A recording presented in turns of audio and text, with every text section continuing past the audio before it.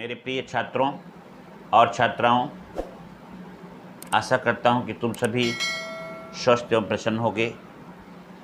आज मैं तुम्हें इस वीडियो में भीड़ में खोया हुआ आदमी शीर्षक कहानी का शेषांश सुनाने जा रहा हूं, जिसके लेखक लीलाधर शर्मा पर्वती हैं।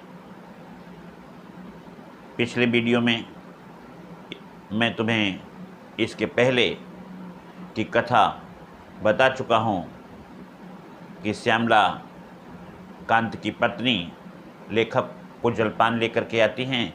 उनके साथ 3 बच्चियाँ और 2 बच्चे उनके पल्लू को पकड़े हुए चले आ रहे थे। सभी बच्चे कमज़ोर, दुर्बल और चेहरे से कांतिहीन थे। यहाँ तक कि लेखक की पत्नी स्वयं भी दुर्बल लग रही थी। जब लेखक से नहीं रहा गया तब उन्होंने पूछ ही बैठा उसका कारण। तो उन्होंने अपनी व्यथा कथा उसे बताई कि आज इतनी भीड़ बढ़ गई है कि हर जगह भीड़ ही भीड़ दिखाई देती है।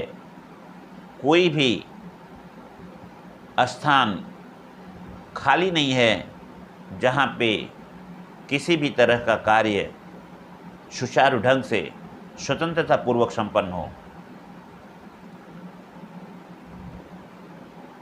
उसके उपरांत उन्होंने अपनी दुर्बलता का कारण बताया कि उनके बच्चे दर्जी के पास कपड़े सिलने के लिए आवेदन करने के लिए जब गए तो दर्जी ने उन्हें कपड़ों का ढेर दिखाते हुए यह कहकर अपनी मुसीबत बताई कि उनके पास उससे पहले लोगों के बहुत से कपड़े सिलने के लिए रखे हुए हैं, इसलिए वह उनके कपड़े को समय पे सिल कर नहीं दे पाएगा। इस तरह से बच्चे निराश होकर चले आए और उन्हें स्वयं उन कपड़ों को सिलना पड़ा, जिसके कारण से उनका शरीर और भी दुर्बल हो गया। अब इस के बाद की कहानी मैं तुम्हें सुना रहा हूँ, ध्यान देना। यहाँ पे देखोगे पेज नंबर 53 पे एकदम नीचे है।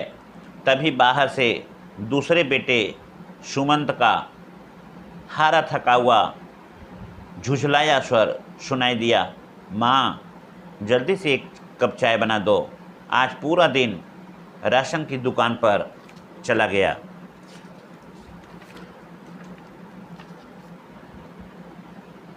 इतनी भीड़ थी कि लाइन खत्म होने की ही नहीं आती, फिर भी पूरा सामान नहीं मिल पाया। अर्थात यहाँ पर श्यामला कांत के बच्चे ने अपनी माँ को यह बताया कि राशन की दुकान पे उसे लाइन देते हुए पूरा दिन बीत गया। वहाँ पे इतनी भीड़ थी कि राशन की दुकान पे अधिकांश वस्तुएं बिक चुकी थी। जब उसका नंबर अंत में आया तो बताया दुकानदार ने कि पूरे राशन नहीं है, इसलिए उसे थोड़े से राशन लेकर के घर पे आना पड़ा और इस तरह से उसे पूरा राशन भी नहीं मिल सका। लेखक का कथन है, लेखक कहता है, मैं सोचने लगा आखिर इस सब का कारण क्या है।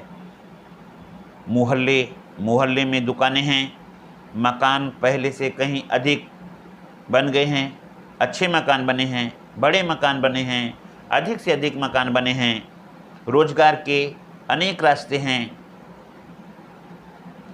भिन्न भिन्न प्रकार की नौकरियां हैं, भिन्न भिन्न जगहों पे नौकरियां हैं, भिन्न भिन्न तरह की नौकरियां हैं, छोटे मझले बड़े सभी प्रकार की नौकरियां हैं, फिर भी लोगों को नौकरी नहीं मिल पा रही है।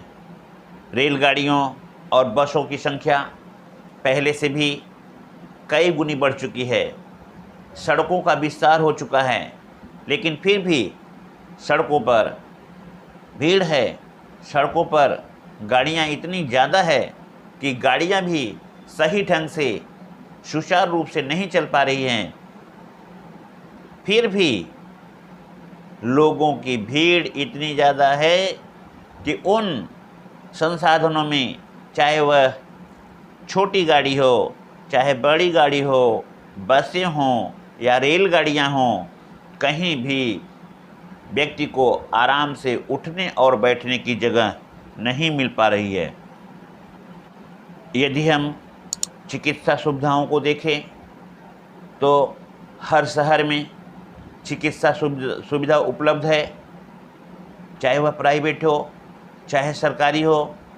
कई जगह मेडिकल स्टोर खुले हुए हैं, क्लिनिक खुले हुए हैं, सरकारी अस्पताल खुले हुए हैं, लेकिन जहाँ जाइए वहीं पे लोगों की भीड़, लोगों की लाइन लगी हुई है। व्यक्ति को इतना नहीं मौका मिल पाता कि वह अकेले जा कर के दिखा करके वापस चला आए और अपनी बात डॉक्टर को पूरा बता सके। यहाँ पे लेखक को भी यही फिर अचरज होता है कि यह भीड़ क्यों है, इतनी भीड़ कैसे बढ़ती जा रही है। क्या आदमी स्वयं इसके लिए उत्तरदायी नहीं है? घर में बच्चों की भीड़ है, घर में बच्चों की भीड़ है। यहाँ कहने का तात्पर्य है कि हर घर में बच्चों की संख्या अधिक है। प्रत्यक्ष में देखता है कि लेखक का मित्र बाबू श्यामलाकांत, जिनके पास शरीर ढकने के लिए 2 छोटे मकान हैं, बड़े सरल सीधे और परिश्रमी व्यक्ति हैं, फिर भी अपने निजी जीवन से समझौता नहीं करते हैं और बच्चों की फौज खड़ी हो जाती है। अर्थात उनके 7 बच्चे और अपने 2 प्राणी 9 लोगों के परिवार में अपना किस तरह से जीवन व्यतीत कर रहे हैं, इस पर भी उन्हें एक बार आश्चर्य होता है और यह सोच करके वह अपने मन में आभास करते हैं, सोचते हैं कि क्या इसके लिए मनुष्य स्वयं उत्तरदायी नहीं है। यह भीड़ भले ही हमें अच्छी लगती है, लेकिन जब तक बच्चों का पालन पोषण, रहन सहन की, शिक्षा दीक्षा की पूरी व्यवस्था न हो, यह भीड़ सुखदायी के स्थान पे दुखदायी होता है। यहाँ हम तुम्हें बता दें कि परिवार सबको अच्छा लगता है, बड़ा परिवार भी अच्छा लगता है, लेकिन बड़ा परिवार तभी अच्छा लगता है जब बड़े परिवार के लिए बड़ी सौगातें हों, उसके रहने के लिए जगह हो, पढ़ने के लिए उचित शिक्षा व्यवस्था हो, खाने पीने के पौष्टिक आहार हों और रहन सहन, वातावरण प्रदूषण से मुक्त हो। तब हमें बड़े परिवार की तरह से अच्छा लगता है। लेकिन यदि इसी बड़े परिवार के लिए रहन सहन की दुर्व्यवस्था हो, खाने पीने की कमी हो, वातावरण प्रदूषित हो, तो ऐसे वातावरण में बड़े परिवार का कोई महत्व नहीं होता। इससे तो अच्छा है कि छोटा परिवार, सुखी परिवार, सचमुच स्वयं का जीवन ही सबसे सुंदर है, क्योंकि स्वयं किसी दूसरे को व्यक्ति हानि पहुंचाने में किसी भी प्रकार का कोई गलती नहीं करता है। आगे कहानी को ध्यान से देखना। अस्पताल में भीड़ है, क्या यह भीड़ किसी को सुहाती है? क्या कोई स्वेच्छा से अस्वस्थ होता है? नहीं, स्वयं कोई बीमार नहीं होना चाहता। बीमारी कुपोषण से, गंदे और संकीर्ण मकानों के दूषित वातावरण से होती है। यदि सीमित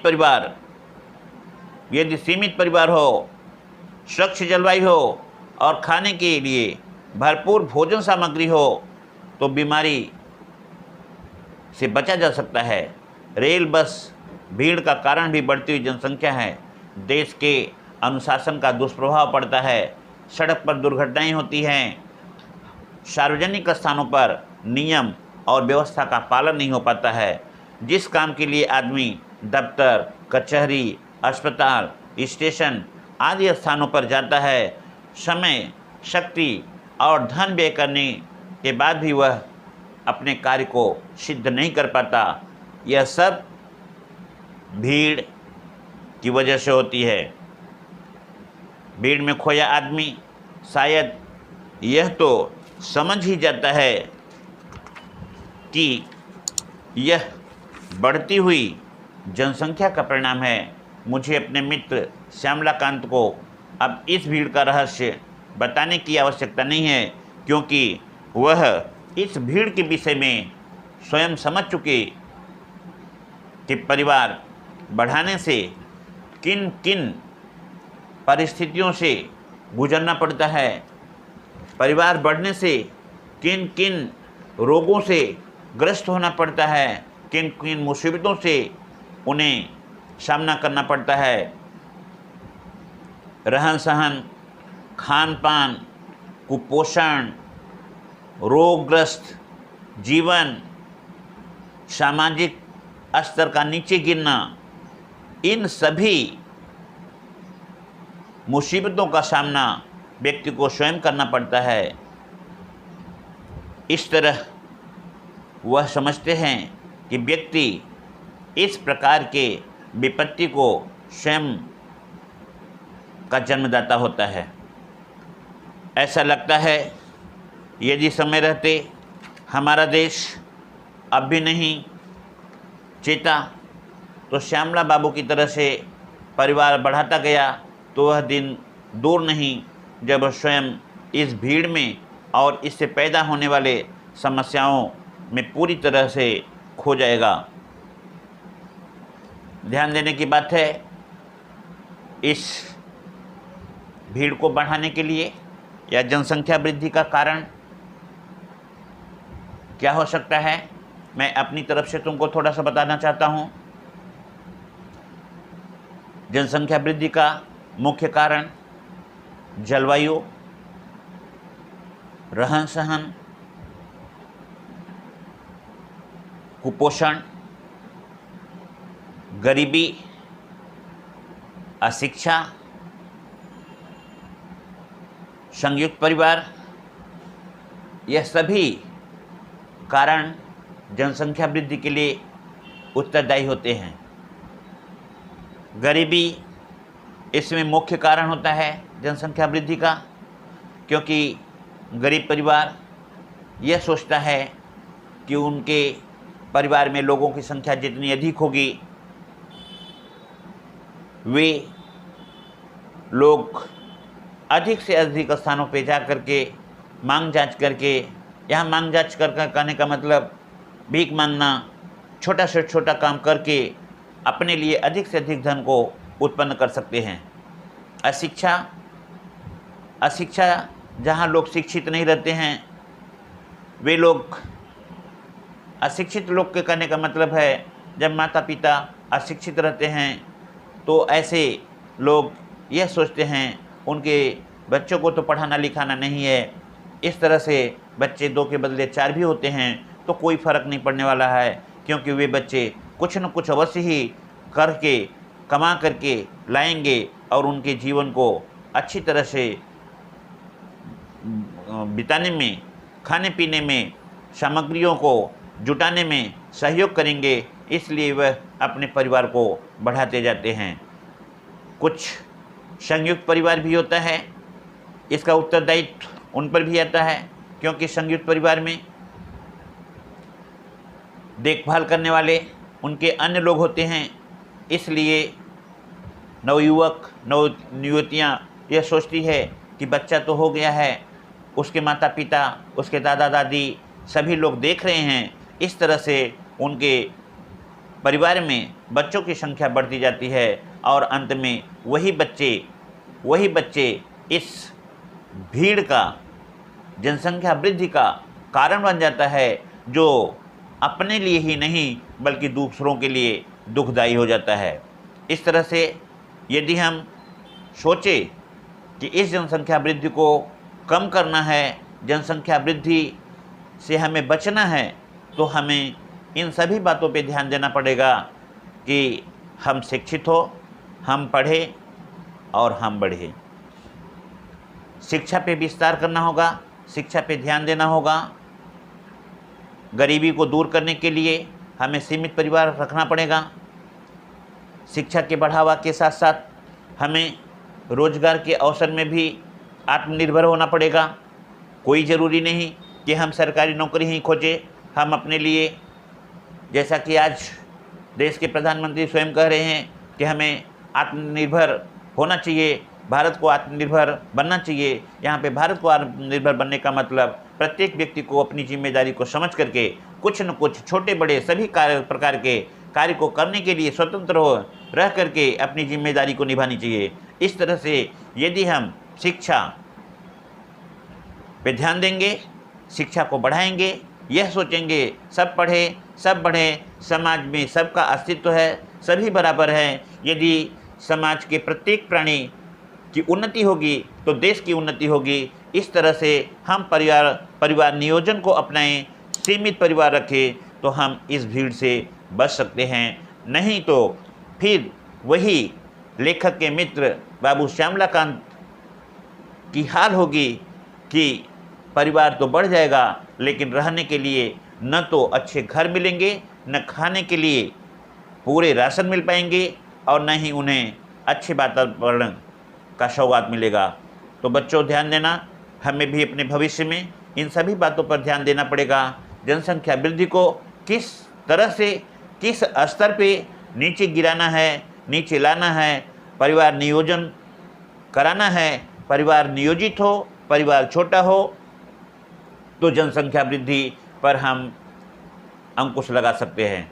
इन्हीं सभी शब्दों के साथ में मैं इन बातों पर विराम देना चाहता हूं कि छोटा परिवार, सुखी परिवार, संपन्न परिवार और देश का विकास इसी के साथ संभव हो सकता है।